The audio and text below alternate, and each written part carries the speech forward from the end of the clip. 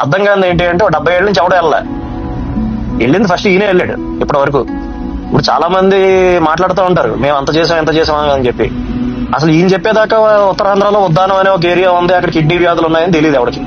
విజయనగరం జిల్లాలో బోధకాల సమస్యలు ఉన్నాయని తెలియదు.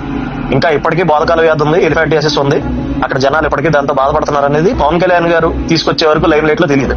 ఇప్పుడు అందరూ ఏమంటారంటే మీకు ఏంట్రా మీకు ఒక సీట్ వచ్చింది 2019లో అంటారు. కానీ 2017 నుంచి మేము చేసిన పోరాట యాత్ర వల్ల ఇవన్నీ బయటకు వచ్చాయి. దాని రిజల్ట్ ఈ రోజు మాకు అధికారం వచ్చిన తర్వాత చూస్తున్నారు మీరు. ఓకే, కాబట్టి అదేమి మేము మా ఫెయిల్యూర్ అని మేము అనుకోవట్లేదు. అది మా ఫస్ట్ స్టెప్పింగ్ స్టోన్ సక్సెస్ కి. ఈ రోజు అధికారం వచ్చింది కాబట్టి ఇంకా రెస్పాన్సిబుల్ గా చేయగలుగుతున్నాం. అధికారం రాకపోయి ఉన్నా కూడా పవన్ కళ్యాణ్ గారు ఆదిలాబాద్ లో చేసినట్టు ఆయన సొంత నిధులు ఖర్చు పెట్టి ఎంతో కొంత చిన్న స్థాయిలో చేయగలిగేవాడు.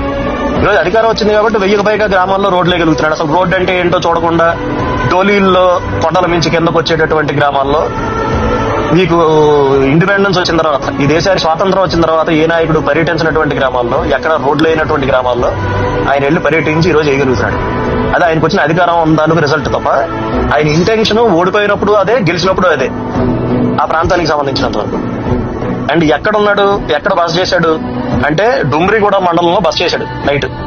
సరే ఈ డుమ్రిగూడ మండలం ఏంటి అంటే మీకు అసలు గుర్తుండుంటే 2018లో ఎమ్మెల్యే గారైన కిడారి సర్వేశ్వరరావు గారిని, తర్వాత తెలుగుదేశం పార్టీకి అక్కడ లోకల్ లీడర్ అయినటువంటి సివేరి సోము గారిని, వీళ్ళిద్దరిని కూడా మావోయిస్టులు కాల్చి చంపేశారు.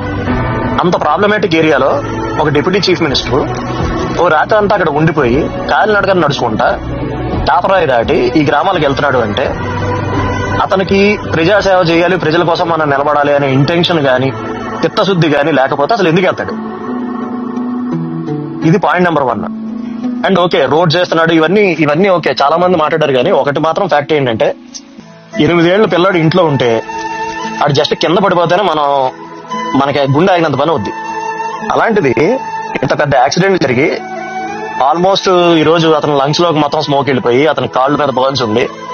ఇంత జరిగినప్పుడు కొడుక్కి అతను ఏ మాదిరిగా అసలు ఈ టూర్ నేను కంటిన్యూ నేను ఆ గ్రామానికి నేను ప్రామిస్ చేశాను, నేను అది ఫినిష్ చేసుకుని వెనక్కి వెళ్తాను అన్నది ఏదైతే ఉందో అది అసలు ఇంకా దట్ ఈస్ ద ఎపిట్. ఉండాల్సినటువంటి ఏ క్యారెక్టరిస్టిక్స్ లో మీరు తీసుకున్నా కూడా అవన్నీ ఆయనలో ఉన్నాయి అనేది ఇంకెంతకన్నా బెస్ట్ ఎగ్జాంపుల్ ఇంకొకటి లేదు. సో 100 డిసాటిస్ఫాక్షన్స్ ఉండొచ్చు మాలాంటి వాళ్ళకి పవన్ కళ్యాణ్ పార్టీ నడిపే విధానంలో ఉండొచ్చు, లేదంటే ఈ కమిటీల విషయంలో ఉండొచ్చు, 100 ఉండొచ్చు ఇష్యూస్. నిజంగా ఈ జనాలకు నేను ఏదో ఒకటి చెయ్యాలి అనేటటువంటి ఆ ఇంటెంట్ ఏదైతే ఉందో అందులో అసలు కాన్ఫ్లిక్టే లేదు. శత్రువు అయినా సరే పొగడాల్సిందే పవన్ కళ్యాణ్.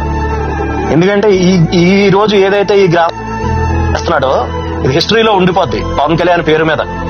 ఎందుకంటే నాకు తెలుసు రోడ్ వేయడం అంటే ఏదో చాలా రోడ్ వేయడం ఏముంది అంటే సిటీల్లో ఉండే వాళ్ళకి దాని ప్రాముఖ్యత, దాని ఇంపార్టెన్స్ అర్థం కాదు. ఇప్పుడు గోదావరి జిల్లాలో జిఎంసీ బాలయోగ్ గారు ఉండేవాళ్ళు, లోక్సభ స్పీకర్ కింద కూడా చేశారు ఆయన. అన్ఫార్చునేట్లీ ఆయన హెలికాప్టర్ యాక్సిడెంట్ లో చనిపోయారు. మీరు ఇప్పటికే అమలాపురం చుట్టుపక్కలకి వెళ్ళని దేవుళ్ళ చూస్తారు బాలయోగ్ గారిని. ఎందుకు? కొన్ని లంక గ్రామాలకి రోడ్లు వంతెనలు వేశారు ఆయన. ఆయన పేరు చరిత్రలో ఉండిపోయింది అలాగా. మీరు ఇప్పటికీ కొన్ని గ్రామాలు, పాసలపూడి లంక ఇలాంటి కొన్ని గ్రామాలకు మీరు వెళ్ళండి. ఈ లంక గ్రామాలకు మీరు వెళ్తే జిఎంసీ బాలయోగ్ గారిని irrespective of community, cost, anything ఆయన ఒక దేవుళ్ళ చూస్తారు జనాలు. ఎందుకంటే వాళ్ళకి కావాల్సింది ఏంటి? యాక్సెస్. ఒక పక్కన ఒక కాకినాడ, అమలాపురం లాంటి టౌన్ ఉంది, ఆ టౌన్ కి వెళ్ళాలంటే పడవలో వెళ్ళాలి. సేమ్ ఈ రోజు వీళ్ళకి కూడా ఒక గర్భిణీ స్త్రీ ఉంది అంటే డోలీ కట్టి తీసుకురావాలండి. దారిలో డెలివరీ, మార్గ మధ్యలో డెలివరీ అయిపోతుంది. తల్లి బిడ్డ క్షేమంగా ఉంటారో లేదో తెలియదు. ఎవరికైనా చిన్న జబ్బు చేసిందంటే అతన్ని 2 మనుషులు మోసుకుంటూ రావాలి.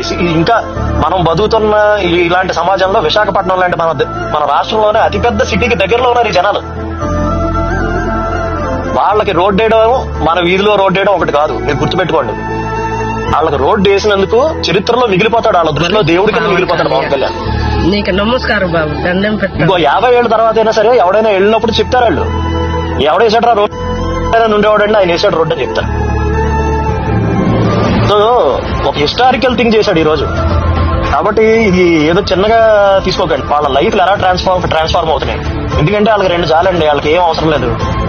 తాగడానికి నీళ్లు, వాడు పైకి కిందకి రావడానికి రోడ్డు వేస్తే వాళ్ళ జీవితాలు సగం మారతాయి. సగం ఆరోగ్య సమస్యలకు మీకు గిరిజన గ్రామాల్లో వచ్చేది త్రాగునీరు వల్ల. అదొక్కటి సార్ట్ చేయండి, వాళ్ళకి ఆరోగ్యంగా ఉంటారు వాళ్ళు. సెకండ్ థింగ్, వాళ్ళకి మల్టిపుల్ మంచి మంచి ప్రొడక్ట్స్ ఉన్నాయండి. వాళ్ళ కాఫీ చాలా ఫేమస్. వాళ్ళ ప్రొడక్ట్స్ హిందుస్థాన్ యూనిలివర్ దగ్గర నుంచి, ఐటీసీ దగ్గర నుంచి వాళ్ళందరూ వచ్చి కొనుక్కుంటారు గిరిజన ప్రొడక్ట్స్. వాళ్ళకి లేనిదల్లా ఏంటి, యాక్సెసిబిలిటీ లేదు ఆ గ్రామాలకి.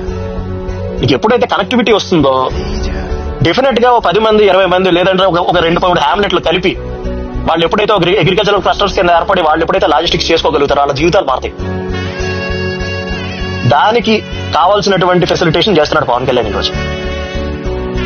కాబట్టి ఇదేదో జస్ట్ మీ ఊళ్ళో వేసిన సిమెంట్ రోడ్డో మన వీధి చివర వేసిన తార్ రోడ్డో కాదు, ఇది వాళ్ళకి జీవితం. వాళ్ళకి అంత గొప్ప పని చేస్తున్నాడు. కాబట్టి దయచేసి వీలైనంత వరకు మీకు ఎంత చేతనైతే అంత పబ్లిసైజ్ చేయండి. ఎందుకంటే అతను ఏం చేస్తున్నాడో చూపించే మీడియా లేదు, సెలెక్టివ్ గా చూపిస్తుంది. 7 స్టూడెంట్ సెంటర్ లో ఉండాలరా అంటే 8:40 వచ్చిన పవన్ కళ్యాణ్ మీద 10 మంది తోసేస్తే అది చూపించే మీడియా ఉంది తప్ప 70 ఏళ్ల నుంచి రోడ్లు లేని గ్రామాలకు రోడ్లు వేస్తున్నాడు పవన్ కళ్యాణ్ బ్యానర్ ఐటమ్ రాసే మీడియా లేదు. ఆయనకున్న మీడియా మీరే. కాబట్టి దయచేసి మీరే మాక్సిమం పబ్లిసైజ్ చేయండి. మీకున్నటువంటి మీ వాట్సాప్ గ్రూప్స్ అంటారా, లేదంటే ట్విట్టర్ హ్యాండిల్స్ అంటారా, ఇట్లా పోస్ట్ చేయండి. పవన్ కళ్యాణ్ ఏం చేస్తున్నాడో చెప్పండి. అతను చెయ్యింది ఏం చెప్పక్కర్లా, అతను చేసేదే చెప్పండి. ఎందుకంటే నిజంగా గొప్ప పని చేస్తున్నాడు. 5 సంవత్సరాల్లో ప్రభుత్వం 90 కోట్లు ఖర్చు పెట్టిందండి వాళ్ళ రోడ్ల మీద. ఈ రోజు పవన్ కళ్యాణ్ ఎంత శాంక్షన్ చేశాడు, ఇది చెప్పండి చాలు. మనం చెయ్యండి ఏం చెప్పుకోకర్లే, బాకాలు ఊదుకోకర్లే, ఫేక్ న్యూస్ లో ఫాస్ట్ ప్రాపగాండాలు చేయక్కర్లే. మనం చేసేది చెప్పుకుంటారా బాబు అంటున్నా, అంతే. Thank you గుడంబ.